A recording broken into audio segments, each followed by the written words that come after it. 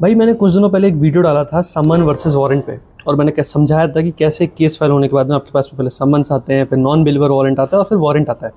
मेरे एक दोस्त का फ़ोन आया और उसने कहा कि उसके एक दोस्त को सीधा केस हारने का ऑर्डर आया था और उसके बाद में उसे हर्जाना भरना पड़ा था। आइए समझते हैं कैसे। ये कोई जादू नहीं है। Welcome to the 24th video of ABCD of law series, और आज का हमारा शब्द है एक्स पार्टे। इसका मतलब बड़ा ही सिंपल सा है कि वैसे तो कोर्ट मानता है कि दोनों पक्षों को सुनने के बाद में ही डिसीजन देना चाहिए, लेकिन अगर एक पक्ष लगातार एब्सेंट ही है तो उसका हर्जाना दूसरा क्यों भुगतेगा।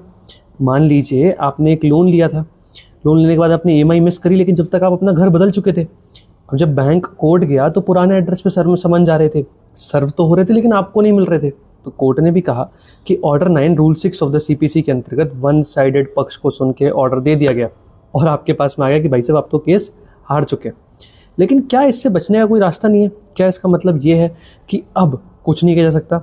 ऐसा बिल्कुल भी नहीं है। आप जाइए कोर्ट में, ऑर्डर 9 रूल 13 के तहत एक पिटीशन फाइल कीजिए और बताइए कोर्ट को। अगर आप एक कोर्ट को जस्टिफाई कर पाते हैं कि समन आप तक पहुंचे ही नहीं, आप अस्पताल में थे, या कोई भी ढंग का रीज़न आप दे पाते हैं, तो कोर्ट अपनी रूलिंग को कैंसिल करेगा और फिर मैच रीस्टार्ट करेगा और दोनों पक्षों को सुनेगा। लेकिन इसकी भी एक टाइमलाइन है, आपको 30 डेज़ के अंदर अंदर ये करना होता है। उसके बाद में कोर्ट आपको एंटरटेन नहीं करता, क्योंकि अगेन आप प्रेजेंट नहीं हुए, इसका हर्जाना दूसरा क्यों देगा। थैंक यू एंड जय हिंद।